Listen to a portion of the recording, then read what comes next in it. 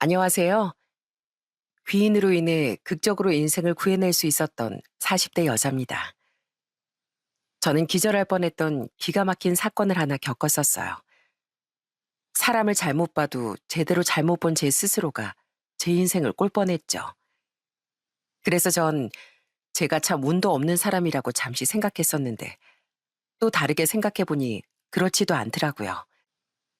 그때 제 인생을 구해준 귀인이 없었다면 제 인생엔 더 큰일이 닥칠 뻔했으니 저는 또 운이 좋은 사람이기도 하더라고요. 지금부터 전 제 인생을 구해준 귀인과 제 인생을 망칠 뻔했던 인간 말종들에 대한 이야기를 드려볼까 합니다. 제겐 중학교와 고등학교를 함께 나온 정말 친한 친구가 한 명 있었어요. 다른 친한 친구들도 있었지만 승연이란 친구는 해가 갈수록 유독 저와 친밀해졌었죠. 야, 서재희, 너 박승현 옆에 그만 좀 붙어 다녀. 호박꽃은 호박꽃끼리 놀아야지. 승연이는 정말 멋진 친구였습니다. 얼굴도 예쁘장하고 공부도 정말 잘하며 성격도 시원시원하고 착했어요. 그에 반해 전 공부야 좀 잘하긴 했지만 승연이보단 못했고 얼굴도 그냥저냥 평범했었고요. 친구는 중학생 때부터 남학생들의 선망의 아이콘이기도 했는데 가끔 짓궂은 남자애들이 만만한 절 저렇게 놀려대기도 했습니다. 친구에게 다가가긴 어려웠기에 괜히 옆에 있던 절 빌미로 친구 옆에 알짱거리고 싶었던 거예요. 저도 화가 나서 어릴 적엔 소리를 빽 지르기도 했지만 그럴 때마다 그 친구는 더 불같이 화를 내며 그 애들에게 쏘아붙이곤 했었죠. 야, 승연아, 넌 처음에 나랑 왜 친해지고 싶었어? 난 네가 예쁘고 착하고 공부도 잘해서 너무 멋져 보였는데 넌 다른 애들보다 왜 날 더 좋아했는지 잘 모르겠더라. 친구는 학년이 올라가며 다른 반이 되었어도 고등학교 올라가서도 절 제일 좋아했습니다.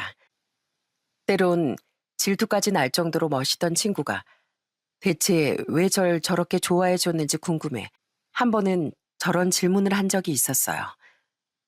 그러자 그 친구는 웃으며 이렇게 대답해 주더군요. 정의롭고 멋지잖아. 너 기억나지?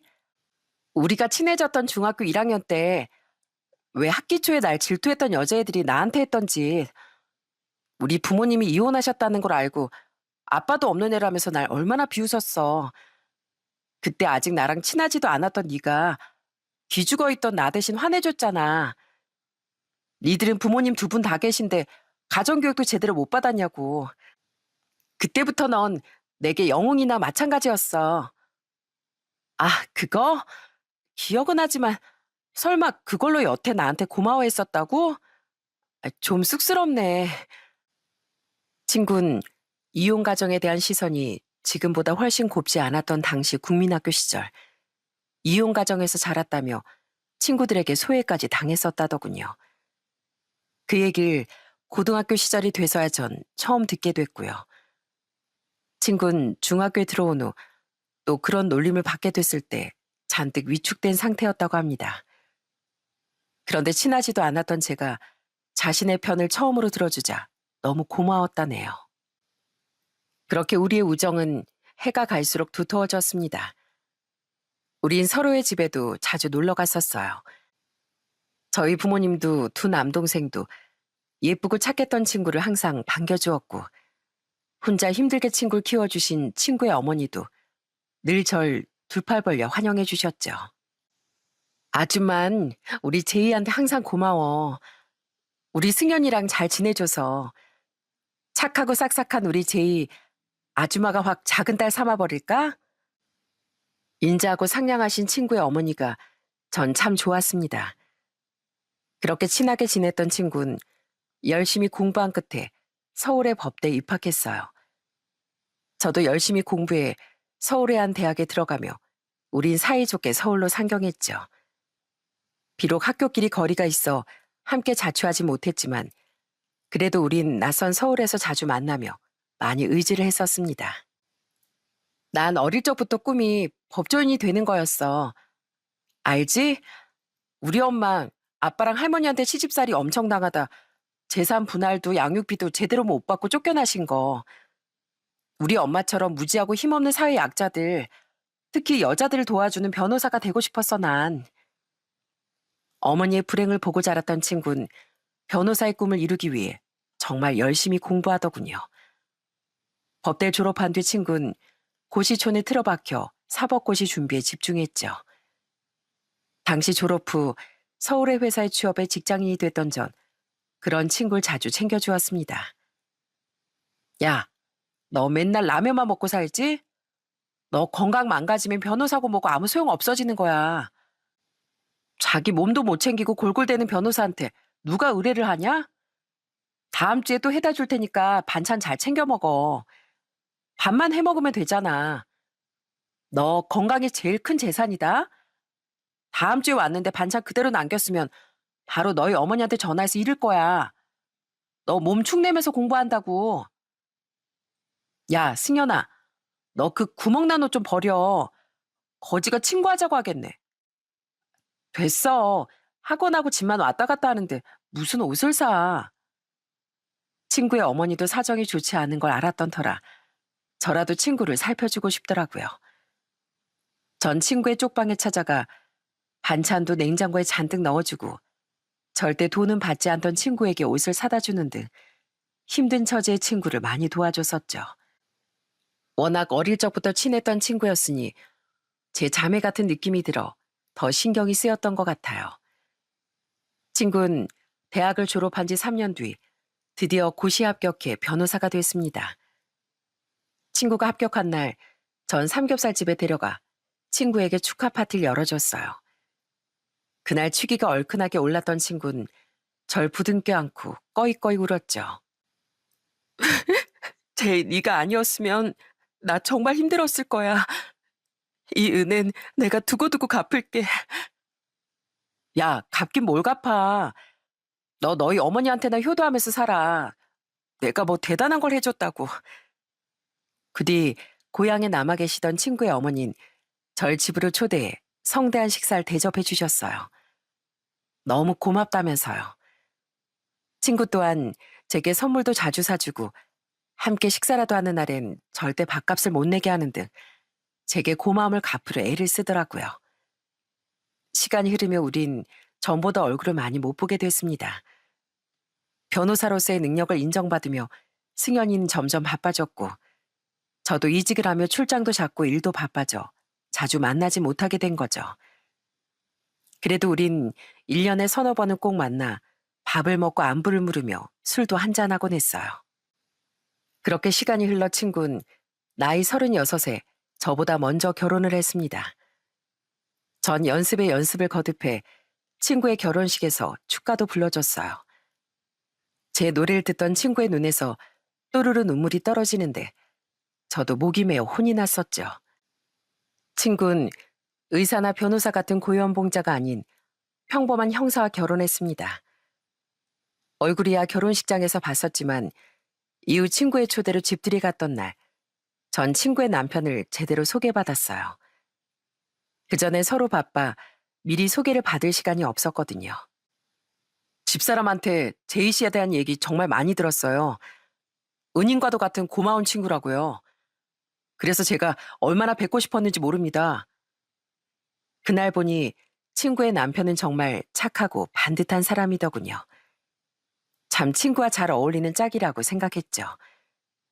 나중에 친구에게 들어보니 친구의 남편은 평소에 피해자들도 잘 챙겨주고 선행도 많이 하며 산 훌륭한 사람이라고 하더라고요. 그날 술을 한잔하며 친구와 친구의 남편은 제게 소개팅 제의도 했습니다. 넌 결혼 안 해, 제이야? 내가 좋은 남자 소개시켜 줄까? 그래요, 제이 씨. 혹시 경찰관도 괜찮다면 제 주위에서도 찾아볼게요.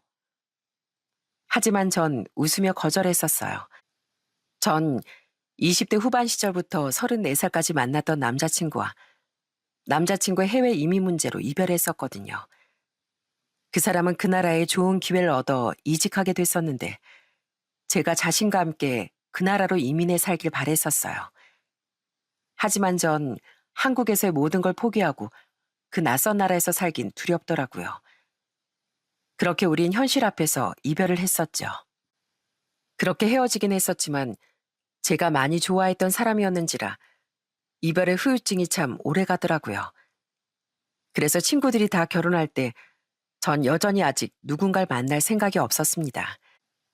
그래서 주위에서 소개팅을 권유해도 마음이야 헛헛했지만 정리가 덜 된 마음으로 누군가를 만나는 건 예의가 아니라고 생각해 모두 거절했던 거예요. 그래도 시간이 약이라고 30대 후반쯤으로 접어들자 제 마음도 모두 정리가 되더군요. 그리고 그쯤 엄만 제게 자꾸 결혼을 독촉하셨어요. 네 동생들이야 너 다음으로 장가 가면 된다 쳐도 마흔이 거의 다 된 장녀가 계속 시집을 안 가니 이 엄마 아빠 마음이 편하겠니? 아니, 남자친구가 있어야 결혼을 하죠. 그래서 엄마가 이번에 친구한테 괜찮은 결혼 정보회사 하나 소개받아 왔다. 그 친구 딸도 거기서 남자 만나서 결혼했대. 그 둘이 지금 얼마나 알콩달콩 잘 사는지 몰라. 엄만 제가 전 남자친구와 헤어진 후 결혼을 아예 포기했나 싶어 노심초사하셨던 겁니다. 엄만 제게 자신이 말한 결혼 정보회사에 한 번만 가입해봐라. 엄마 소원이다 하며 절 설득하셨어요. 그쯤엔 저도 슬슬 결혼 생각이 들었기에 믿져야 본전이다 생각하고 전 결혼정보회사에 가입하게 됐죠. 솔직히 그럴 바엔 친구들에게 그냥 소개를 부탁할까 잠시 생각도 하게 됐습니다. 하지만 예전에 소개팅 권유를 다 거절해놓고 30대 끝물에 와서 그런 부탁하긴 좀 민망하다는 생각이 들더라고요. 그렇게 결혼정보회사를 통해 남자를 소개받다 전 3번의 만남 끝에 좋은 사람을 만나게 됐어요. 그 사람이 바로 저보다 1살 위의 남편이었죠. 제이 씨, 여기에 발 올리세요. 제가 반창고 붙여드릴게요. 첫 만남에서 남편의 유쾌함에 호감을 느꼈던 전 남편의 애프터 신청을 받아들였습니다. 그런데 2번째 만남 때 욕심부려 신고 나갔던 새 구두 때문에 뒤쪽 발목이 너무 아프더라고요. 벗어보니 이미 그곳엔 피까지 나고 있었고요. 그래서 급히 반창고를 사서 붙이려는데 남편이 절 한 벤치에 앉히더니 제 발치의 한쪽 무릎을 꿇고 앉더라고요. 그리곤 민망해하던 제 다친 쪽 발을 자신의 허벅지에 망설임 없이 올리더라고요. 구두를 밟으라고 하면 구두가 망가질 수도 있고 땅바닥은 또 더럽잖아요. 그렇게 절 배려해준 남편은 직접 연고를 바르고 반창고를 붙여주더니 안 되겠다며 어딘가로 뛰어가 아예 슬리퍼 하나를 사왔습니다. 그런 남편의 다정함과 배려심에 더 큰 호감이 느껴졌죠. 그렇게 우린 서서히 연인이 되었고 전 갈수록 자상해지던 남편에 대한 마음이 깊어졌어요. 나중에 들어보니 남편은 결혼정보회사에 가입한 과정도 저와 비슷했더라고요. 예전에 결혼할 뻔한 적이 있는데 여자 쪽 부모님의 문제로 결국 파혼했었어. 그때 상처 때문에 좀처럼 다시 연애를 시작하지 못해서 어느덧 이 나이가 됐더라고. 난 외아들인데 부모님이 하나 있는 아들이 장가를 못 가면 어쩌냐며 엄청 걱정하셨어. 그리곤 결혼정보회사라도 가입해보라고 성하셔서 떠밀리듯 가입했다가 제이 너라는 행운을 만나게 됐던 거야. 연애를 할 땐 사소한 것도 전부 운명이라고 느끼지 않습니까? 어쩜 그렇게 저와 사정도 비슷한지 이 사람이 정말 제 짝인가 싶더라고요. 그렇게 연애를 하며 우린 나이가 있어 좀 빠르게 결혼 이야기가 오갔습니다. 그래도 사계절은 지켜본 뒤에 우린 결혼을 약속했죠. 그렇게 1년의 연애 후 시댁에 첫 인사를 갔던 날 시모는 절 보고 눈물까지 글썽이더라고요. 시부는 인자한 표정으로 제 어깨를 두드리며 귀한 걸음 해줘서 고맙다는 자상한 말씀을 건네셨고요. 평소 보아왔던 남편의 인품과 절 반겨주던 시부모님의 모습에 전 정말 분위기가 좋은 집안이란 인상을 받았습니다. 제이 네가 포도를 좋아한다고 들어서 내가 백화점까지 가서 사온 거야. 어서 먹어봐. 당신도 참 어려운 자리에서 먹는 거 강요하면 사람 체해. 아까 밥 먹을 때도 자꾸 당신이 고기를 숟가락 위에 얹어주는 바람에 제이가 과식한 것 같더만. 제이야, 천천히 하나씩 편하게 먹거라. 그런가? 내가 주책이었나? 아니에요, 어머님. 고기도 너무 맛있어서 제가 많이 먹은 거고, 포도도 저 정말 좋아해요. 우리 제이는 말도 참 예쁘게 하지. 내 며느리가 아니라 아주 딸 삼고 싶네, 딸. 시부모님은 제게 정말 잘해주셨습니다. 특히 다정하셨던 시모는 마치 절 딸 삼고 싶다던 친구의 어머니를 연상시키기도 해 전 두 분과 빠르게 가까워질 수 있었어요. 그렇게 첫인사를 마친 뒤 남편도 저희 집에 인사를 드렸어요. 사람 착실해 보이더라. 우리 장녀가 드디어 결혼을 하긴 하는구나. 저희 부모님도 동생들도 제 결혼을 진심으로 축하해 주었어요. 살갑던 남편을 저희 가족 모두 정말 마음에 들어 했죠.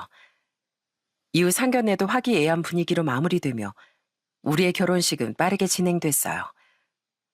어차피 둘 다 결혼식에 대한 로망이 크지 않았던 터라 우린 가까운 날짜에 예약이 가능한 적당한 예식장에 결혼식을 예약했습니다. 그런데 시부모님은 결혼 전부터 종종 절 식사 자리에 초대해 시간을 보내고 싶어 하시더군요. 혹시 우리가 이렇게 널 부른다고 불편하니? 그럼 꼭 말해주렴. 사실 우리 안 된 현웅이 말고도 딸이 하나 있었단다. 17살 때 사고로 일찍 우리 품을 떠나버렸지만 그래서 널 보면 죽은 우리 딸이 생각나서 자꾸 더 잘해주고 싶더라고. 네? 현웅 씨한테 동생이 있었다고요? 두 분이 워낙 편하게 잘해주셨기에 괜찮긴 했지만 너무 자주 부르시는 것 같아 내심 조금은 불편하기도 했습니다. 그러던 어느 날 저는 몰랐던 사실을 알게 됐어요. 남편에게 여동생이 있었다는 사실이었죠. 시모는 제게 딸이 살아있을 적 다 같이 찍었다던 가족 사진을 보여주며 딸 생각이 나서 절 더 보고 싶어 했다는 말을 해주었어요. 그제야 절 유독 자주 보고 싶어 하던 시부모님의 마음이 이해가 가더라고요. 그래서 전 안타까운 마음에 불편한 마음을 버리고 두 분께 더 잘하려고 했습니다. 어차피 친정과 달리 시댁은 같은 서울에 있었기에 찾아뵙기 어렵지도 않았거든요. 그런데 신혼집을 구하기 시작할 때부터 시부모님은 은근히 합가 얘기를 꺼내더라고요. 제이야, 혹시 신혼집 따로 구하지 말고 여기서 같이 사는 건 어떠니? 방도 세 개니까 나중에 애 태어나면 아이 방도 충분히 만들어줄 수 있어. 네? 합가를요? 물론 불편하겠지? 그래도 다시 한 번만 생각해 줄 수 있겠니? 나도 내 남편도 절대 시집살이 같은 거 시킬 사람들 아니야. 너도 잘 알잖니. 그냥 진짜 우리 딸처럼 우리랑 오순도순 재밌게 같이 살 수는 없을까? 물론 자식이 다 크면 독립시켜야 하는 건 맞지만 딸 잃고 하나 남은 아들마저 떨어져 산다고 생각하니 너무 외로워서 우리가 정말 잘해주마. 우리 현웅이보다 널 더 아껴주면서 살게. 넌 혼수 같은 것도 하나도 안 해와도 된다. 우리가 다 새 걸로 마련해 주마. 솔직히 좀 망설여졌습니다. 두 분이 좋은 분이라는 걸 알지만 합가는 다른 문제니까요. 괜히 좋았던 사이도 멀어지게 하는 게 합가라는데 섣불리 결정할 수가 없겠더라고요. 남편은 시부모님과 마찬가지로 자신의 부모님을 걱정해 은근히 합가를 원하는 내색을 보였습니다. 하지만 제 의견을 존중하겠다고 말했죠. 나랑 부모님이 살던 집에 네가 들어오는 일이니까 온전히 난 네 결정에 맡길게. 네가 신혼집을 따로 구해서 살고 싶다고 해도 난 전혀 서운해하지 않을 거야. 저는 고민이 되어 부모님께도 상의를 드렸습니다. 사정을 들으신 부모님은 안타까운 표정으로 제게 이렇게 조언하셨죠. 우린 자식이 셋이지만 두 분께는 현웅이 하나라며 게다가 평생 일찍 보낸 딸을 그리워하기까지 하셨다니 그 마음이 얼마나 문드러지셨겠니. 강요는 않겠다만 좋은 마음으로 배려해드리는 것도 좋을 것 같구나. 고민 끝에 결국 전 합가를 결정했습니다. 그런 제 결정에 남편도 시부모님도 정말 고마워했어요. 시모는 제 손을 잡고 눈물까지 주르륵 흘리셨죠. 그렇게까지 좋아하시는 모습을 보니 제가 결정을 잘했구나 싶더라고요. 제이야, 여긴 우리 회사 부장님, 여긴 우리 부서 직원들. 어? 대표님, 못 오신다더니 여기까지 와주신 거예요? 정말 감사합니다. 제이야, 이분은 우리 회사 대표님이야. 결혼식 날 남편은 피로 현장을 돌며 자신의 친척들, 직장 동료들, 친구들을 모두 인사시켜줬습니다. 남편에게 친구나 지인 얘기를 들어본 적은 거의 없어서 몰랐는데 남편은 친구도 지인도 꽤 많은 사람이었더라고요. 하긴 성격이 그렇게 좋았으니 주위에 사람이 많은 게 당연한가 싶었죠. 회사 대표님까지 오신 걸 보니 회사 생활도 정말 잘하고 있구나 싶었어요. 그렇게 행복한 결혼식을 마치며 딱 하나 아쉬웠던 건 제 친구 승연인 제 결혼식에 참석하지 못했다는 겁니다. 미안해, 제이야. 진짜 네 결혼식은 무슨 일이 있어도 참석하고 싶었는데. 당시 승연인 딸을 임신해 만삭인 상태였어요. 그래도 그 몸으로 꼭 제 결혼식에 참석하고 싶어 했는데 친구 아이 모두에게 문제가 생겨 출산까지 병원에 입원을 하게 됐습니다. 그래서 원래 해주기로 했던 축가도 취소했지만 그래도 친구는 웬만하면 결혼식 참석만은 하려고 하더라고요. 야, 그러다 너나 애 큰일 나면 어쩌려고 그래. 괜찮아. 제발 너 네 몸부터 생각해. 그런 친구를 말리느라 오히려 제가 진땀을 뺐네요. 그리고 제 결혼식 전날 친구는 예정일보다 일주일 일찍 아이를 출산까지 하게 되어 끝내 제 결혼식엔 불참하게 됐죠. 어차피 참석하지 못할 몸이었지만 친구는 결혼식이 끝난 뒤 제게 전화해 그렇게 사과를 하더라고요. 심지어 전 축의금으로 100만 원을 했었는데 친구는 200만 원을 축의금이라고 제 계좌로 보내줬으면서도 끝까지 사과를 했습니다. 그렇게 하나의 아쉬움이 남긴 했지만 그렇게 시작된 결혼 생활은 참 행복했어요. 전 사실 결혼식에 들어간 돈만 빼면 거의 맨몸으로 결혼한 거나 마찬가지였습니다. 집도 남편과 시부모님이 살던 집에 살게 됐었고 저희 방에 들어갈 새 혼수도 전부 시부모님이 마련해 주셨거든요. 그것만은 제가 마련하겠다고 말했었지만 시몬 이렇게 말하며 제 고집을 꺾으시더라고요. 네가 우리 위해서 어려운 결정해 준 거 다 안다. 이 집에 들어와 준 것만으로도 고마운데 그 이상 우리가 뭘 바라겠니? 이렇게라도 너한테 고마움을 표현할 수 있게 해주렴. 그리고 솔직히 난 일찍 보낸 우리 딸한테 못 해준 혼수 너한테 해준다는 마음이 들어서 괜히 위로가 된다. 그렇게 결혼한 뒤 전 예상보다 더 행복한 시간을 보냈답니다. 아유, 아가. 일하느라 힘든 애가 무슨 밥을 한다고 그래. 얼른 앞치마 풀어. 에이, 그래도 어떻게 어머님 혼자 힘들게 둬요. 저 자취기간도 길고 손도 야무진 편이라 음식 잘해요. 그럼 나한테 뭐 재료 손질해야 되는지 시켜라. 그럼 내가 다 해주마. 넌 지휘만 해. 설거지는 일단 네 시애비랑 현웅이한테 다 하라고 하고. 전 시집살인커녕 완전 공주 대접을 받으며 지냈어요. 시부모님은 제가 집안일을 하려고 하기라도 하면 큰일이라도 난 듯 달려와 제 손에서 바로 일감을 빼앗으셨죠. 그래도 다 같이 사는 집이니 결국 제게도 집안일을 나눠주실 수밖에 없었지만 제가 음식을 하면 이렇게 귀한 음식을 아까워서 어떻게 먹니? 고맙다 아가. 하고 말씀하시고 제가 청소라도 하면 아유 우리 며느리 무거운 청소기 들다 허리 다친다. 현웅아 뭐하니? 얼른 새아가 손에서 청소기 안 뺏고 아니면 얼른 새아가 다음에 네가 물 청소할 준비라도 하든가 하고 소리치시더군요. 그런 두 분 못지않게 결혼한 뒤 남편은 완전히 애처가가 되었고요. 여보, 오늘도 고생 많았어. 얼른 타. 어머, 당신 아까 6시에 퇴근했다며. 여태 집에 안 갔어? 당신이 야근한다길래 겸사겸사 나도 내일 일 좀 더 마무리하고 당신 끝나는 시간 맞춰서 데리러 왔지. 힘들게 일한 우리 마누라 대중교통 타고 오느라 힘들까 봐. 전 교통이 조금 복잡해 대중교통으로 출퇴근을 하고 남편은 자차로 다녔는데요. 제가 야근이라도 하는 날엔 남편은 무조건 절 데리러 왔습니다. 전 집에서 별로 하는 것도 없는데 늘 제 어깨며 다리를 주물러주며 고맙다는 말을 하기도 했죠. 힘든 거 하나 없는데 자꾸 뭘 고생했다고 하고 고맙다고 해. 시댁살이 하는 것만으로도 고생이고 고마운 일이지. 이렇게 행복한 결혼 생활을 하는 동안 전 한 번씩 집에서 이상한 흔적을 발견했었어요. 이상하게 그 집엔 젊은 여자의 물건이 한 번씩 눈에 띄더라고요. 어? 이거 젊은 여자들이 많이 뿌리는 향수인데? 어머님 이거 쓰세요? 어머님한테 이런 향 나는 거 맡아본 적이 없는 것 같은데? 아, 그거?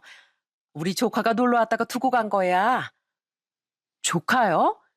남편한테 여자 사촌이 있다는 말을 못 들은 것 같은데. 아, 있어. 아, 자주 안 만나서 그렇지. 내 여동생 딸이 있어. 아주 예전에 두고 간 거야. 어머님, 어머님 아버님 장롱에서 뭐 좀 찾다가 찾은 건데 이거 머리 고정하는 집게핀 아니에요? 어머님 머리도 짧으신데 이거 누구 거예요? 아, 그거? 저기 전에 내 친구 딸이 놀러 왔다가 두고 갔나 보다. 어머님 친구 따님이 오셨었다고요? 근데 이게 왜 안방 장롱 안에 들어가 있죠? 그건? 아, 맞다. 내가 아까 내 속옷 손빨래 한다는 걸 깜빡했네. 그럴 때마다 시모는 이상하게 말을 더듬거나 다른 핑계를 대며 자리를 벗어나더군요. 시부와 남편은 정말 아무것도 모른다는 표정이었고요. 그래서 대체 뭐지 하고 의아하던 와중 전 그 물건들의 정체를 알게 됐습니다. 제이야, 우리 이번 주말에 만나자. 우리 딸은 남편이 하루 종일 맡아준대. 결혼식 이후에 널 제대로 만난 적이 없어서 내가 얼마나 미안했는지 몰라. 결혼한 지 2달쯤 지났던 어느 주말, 전 오랜만에 승연이와 만나게 됐습니다. 그동안 저도 시댁살이에 적응을 하고 친구도 몸조리와 육아에 바빠 통 만나질 못했거든요. 전 친구를 집으로 초대했어요. 그날 시부모님은 무슨 모임에 간다며 외출했었고 남편도 친구들을 만나러 나가 집엔 저밖에 없었으니 집들이는 아니더라도 저 사는 곳을 보여주고 싶더라고요. 어서 와 승연아. 아, 요즘 육아하느라 많이 힘들었지? 내가 오늘은 맛있는 거 너한테 대접할 테니까 우리 실컷 먹고 떠들자. 친구와 전 제가 친구를 위해 준비한 음식들을 먹으며 오랜만에 정말 즐거운 시간을 보냈습니다. 가족 모두 잘해준다는 제 말에 친구는 다행이라며 웃었죠. 그렇게 식사를 마친 뒤 전 친구와 거실로 자리를 옮겨 과일을 먹으려고 했습니다. 제가 과일을 가지러 간 사이 친구는 거실을 좀 둘러보는 듯 했어요. 그런데 갑자기 친구가 이제 막 냉장고에서 과일을 꺼냈던 절 떨리는 목소리로 부르는 거예요. 제이야, 잠깐만 와봐. 왜? 너 목소리가 왜 그래? 전 뭔가 싶어 과일을 두고 거실로 향했습니다. 친구는 거실의 한쪽 벽에 걸려있던 가족사진 앞에 서 있더라고요.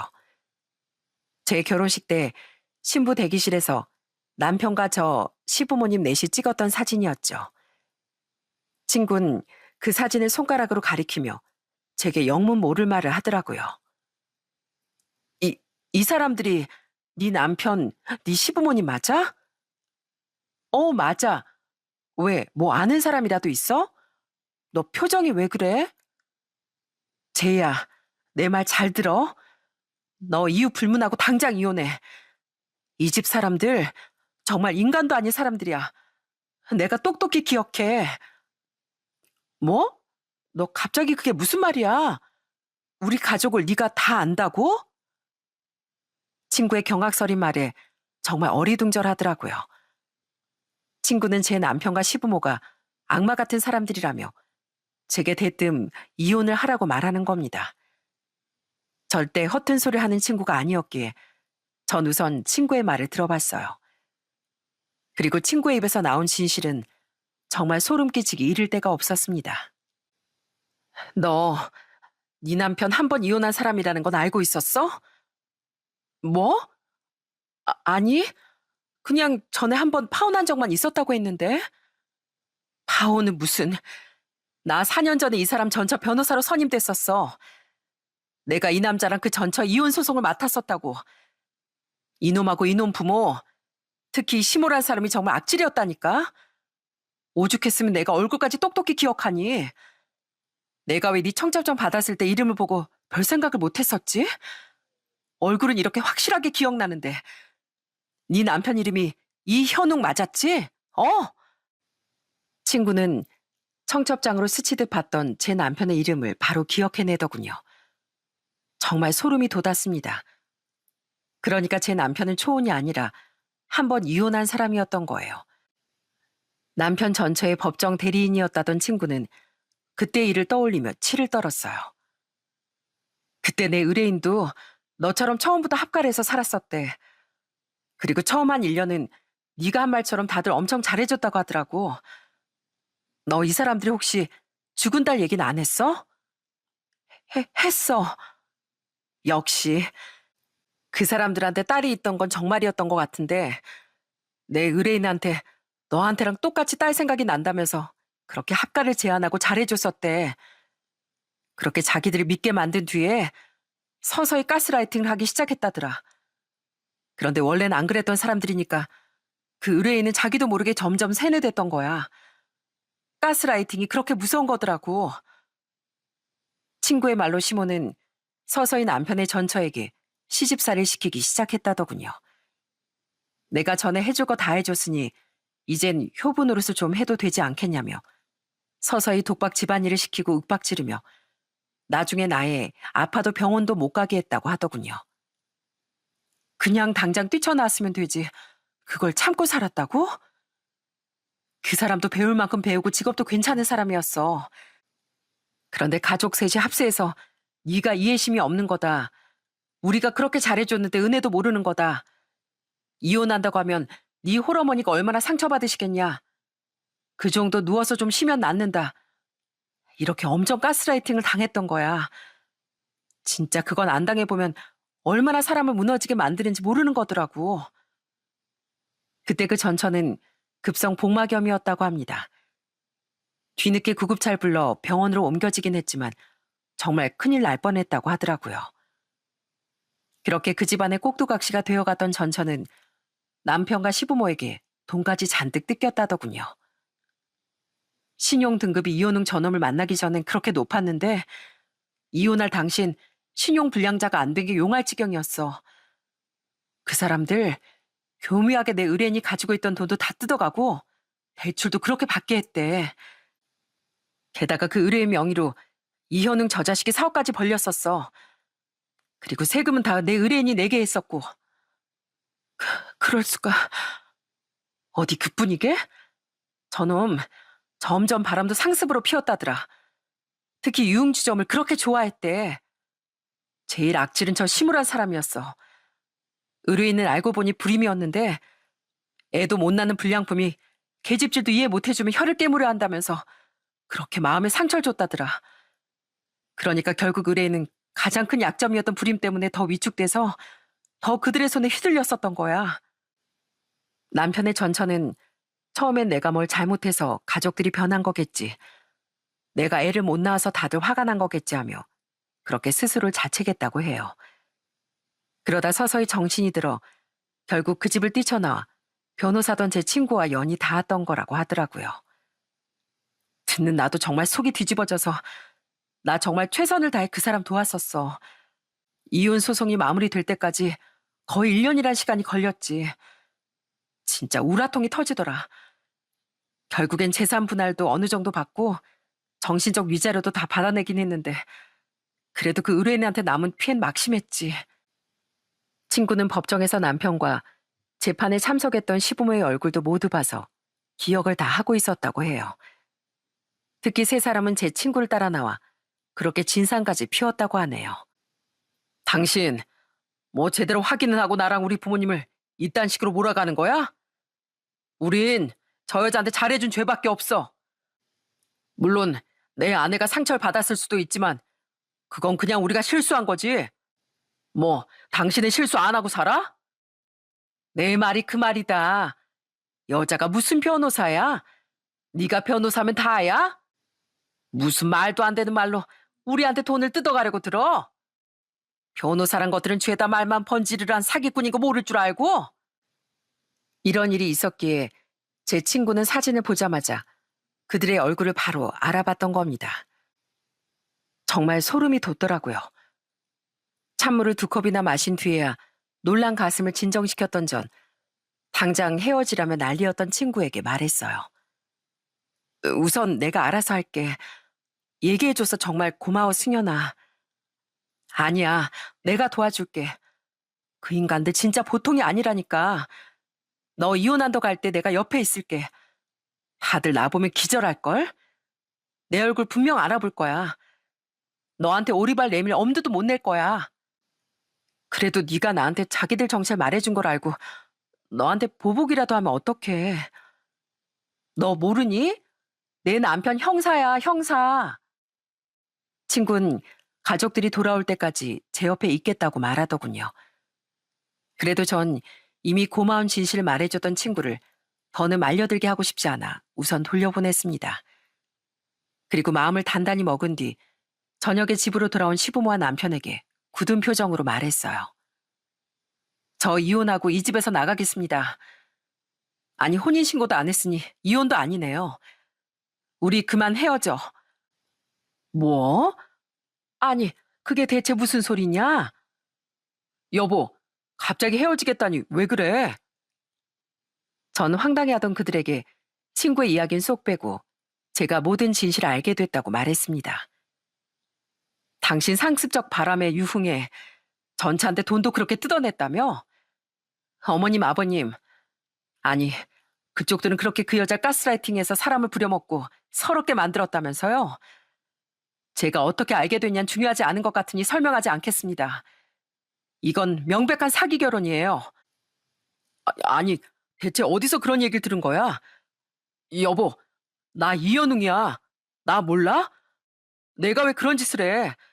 나 이혼한 적도 없고 당연히 우리 부모님도 누굴 그렇게 못살게 군 적도 없어. 하지만 그들은 끝까지 웬 황당무계한 소리냐며 딱 잡아떼더군요. 그런데 그 순간 초인종 소리가 집에 울려 퍼졌어요. 끊기지 않고 계속된 초인종 소리에 길길이 날뛰던 남편은 짜증을 내며 현관문을 열러 가더라고요. 아, 진짜 대체 이 저녁에 누구야? 인터폰도 고장나서 화면도 안 보이고. 누구세요? 그때 익숙한 목소리가 제 귀에 들려왔어요. 이현웅 씨, 저 기억하시죠? 오랜만이에요. 어? 당신은 전에 그 변호사, 당신이 어떻게 여길... 남편은 역시나 제 친구를 한눈에 알아본 것 같더라고요. 제 친구는 기어코 제가 걱정돼 다시 찾아왔던 겁니다.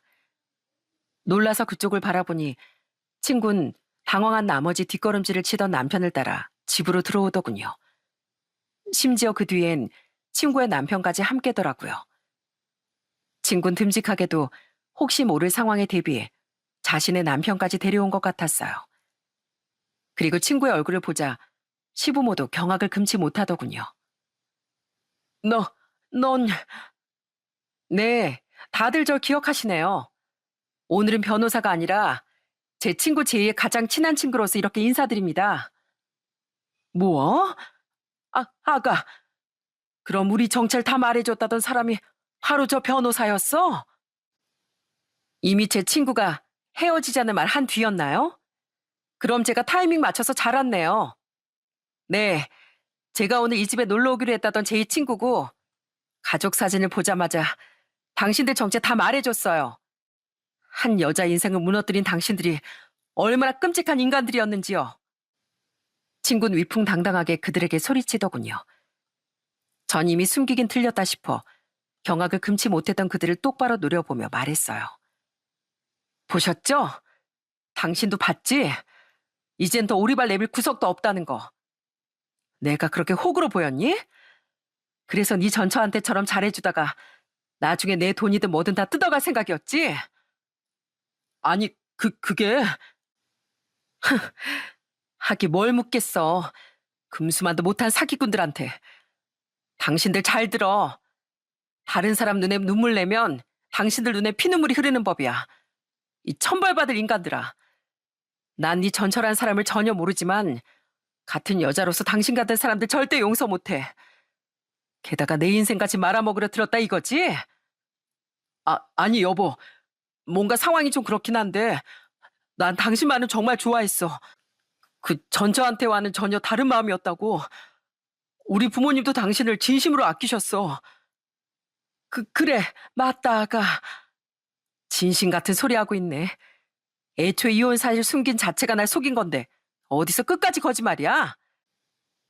난 이 집에서 당장 나갈 거니까 당신들 전부 언젠간 지옥 불구덩이에 떨어져 버려. 전 끝까지 어떻게든 상황을 모면하려던 그들에게 악을 퍼부었습니다. 그러자 결국 다 끝났다는 사실을 알게 된 남편과 시모는 험악한 표정으로 제 친구에게 달려들려고 하더군요. 하지만 바로 듬직한 친구의 남편이 친구 앞을 막아섰죠. 나 강력계 형사되는 사람이 올시다. 지금은 내 아내 남편이자 제이 씨 친구 남편으로 제이 씨를 도와주려고 온 거지만 여기서 이 두 여자에게 까딱 잘못이라도 하는 순간 당신들은 형사인 날 대면하게 될 줄 아시오. 형사라고? 그런 친구의 남편이 막아준 덕에 전 짐까지 야무지게 싸서 그 집을 무사히 나올 수 있었어요. 친구와 친구의 남편은 친정이 지방에 있던 절 한동안 집에서 재워줬어요. 전 그 친구 부부에게 몇 번이고 감사 인사를 전했죠. 정말 감사해요. 승연아, 정말 고마워. 네가 내 인생을 구한 거야. 너 아니었으면 나도 그 사람처럼 가스라이팅 당해서 인생이 망했을지도 몰라. 아니야. 이게 다 네가 착하게 살아서 하늘이 도와준 거지. 언젠가 네가 날 도와줬던 은혜를 톡톡히 갚고 싶었는데 이렇게라도 널 도울 수 있어서 정말 다행이야. 두 사람은 계속 제게 그 집에 있어도 된다고 했지만 신생아도 있는 집에 너무 미안해. 그럴 수는 없더라고요.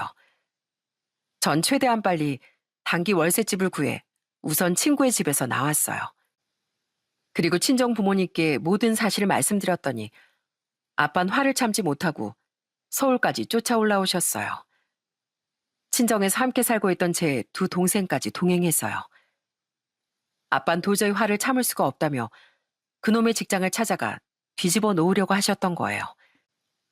그런 아빠가 걱정되기도 했고 저도 어떻게든 그놈을 망신시켜주고 싶은 마음에 아빠 동생들과 함께 했습니다. 그런데 찾아간 그놈의 직장에서 전 또 한 번 충격을 받고 말았어요. 이현웅이요? 그런 사람은 저희 회사에 없는데요. 그럴 수가. 분명 이 회사에 다닌다고 했는데. 남편은 애초에 그 직장에 다닌 적도 없었던 겁니다. 너무 황당했어요. 그럼 여태 그 회사 근처에서 만났던 건 다 뭐며 결혼식장에서 인사시켜준 직장 동료들은 다 누구란 말입니까? 아빠도 동생들도 정말 얼이 다 빠져나갔더라고요. 친구에게 그 사실을 말해줬더니 친구 또한 놀라며 남편과 함께 그놈에 대해 더 알아보겠다고 말해주더군요. 그리고 그 진실은 경악스럽게 그지없었죠. 그 집안 인간들이 전부 다 진짜 사기 전과범들이었다고? 네 시모였던 사람은 전과 3개, 시부란 사람은 4개나 있었더라. 둘 다 징역살이까지 했던 사람들이야. 심지어 이혼은 그 인간도 사기 전과 이범에 6개월 실형까지 살았었어. 그들의 정체는 사기꾼 집단이었더라고요. 알고 보니 결혼식에 참석한 사람들도 전부 하객 알바였고요. 이혼 소송은 민사소송이니까 전가 기록 같은 걸 열람해보진 않는 경우가 많아서 나도 미처 몰랐어. 전가 기록은 형사사건에 연루되지 않는 이상 민사소송 과정에선 들여다보기 어렵거든. 그땐 단순 이혼 소송이었고 의뢰인도 그 집안 사람들의 전가를 몰랐으니 나도 당연히 알 수가 없었던 거야. 그놈 내 전 의뢰인이랑 결혼하기 전에 이미 사기 전과자가 됐었는데 그걸 다 숨기고 결혼했던 거더라. 그리고 그 의뢰인이랑 이혼한 뒤에 바로도 사기를 쳐서 그때 6개월 실형을 받았던 모양이야. 시길 보니까 출소가 난 뒤에 결혼정보회사에 가입해서 널 바로 만난 것 같아.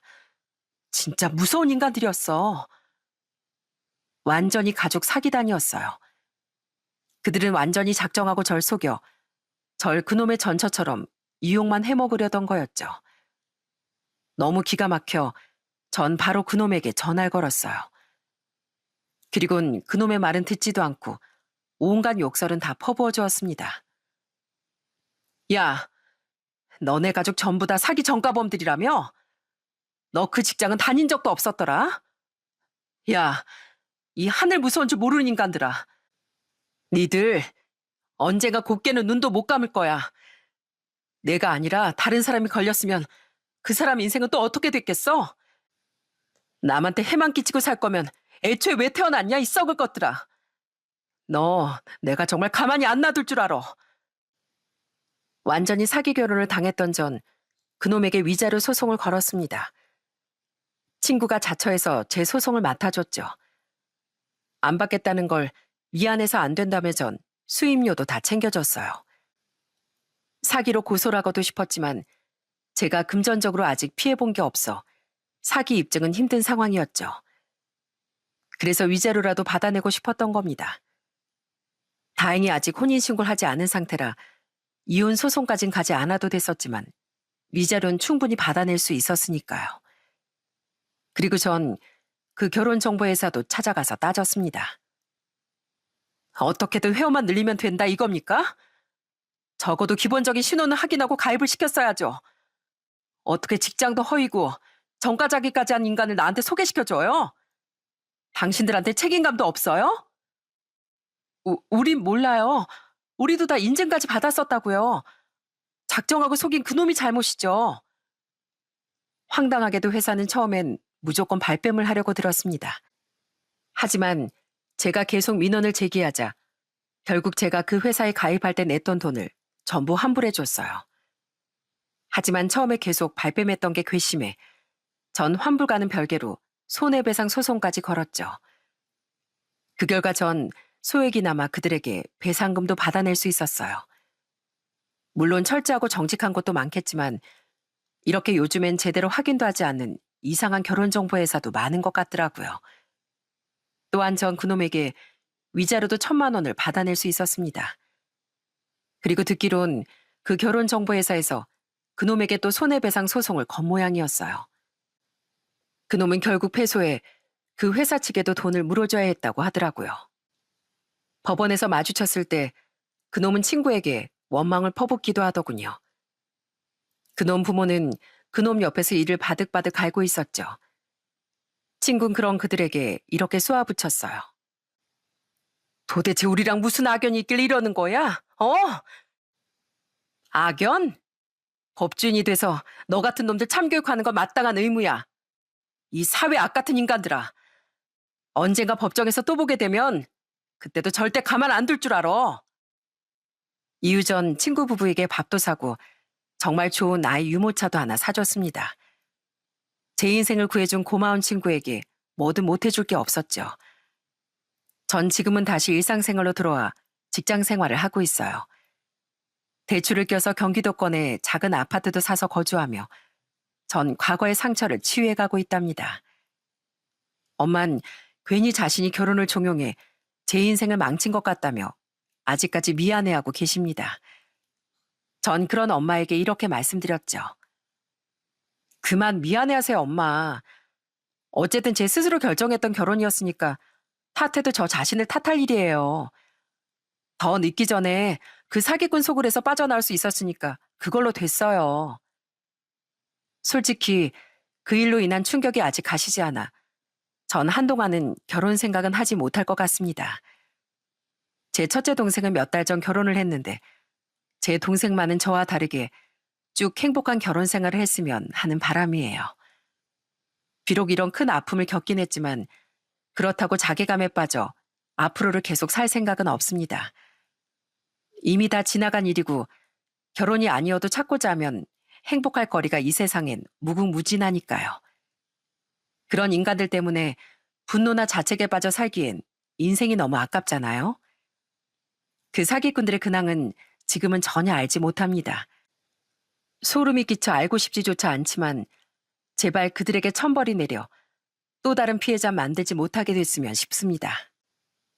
제가 한 번씩 예의주시하며 지켜볼 테니까 너무 걱정 마세요, 제이 씨. 전 여전히 친구 부부와 종종 만나며 친분을 쌓아가고 있습니다. 어느덧 제법 큰 친구 딸의 선물도 한 번씩 사다 주면서요.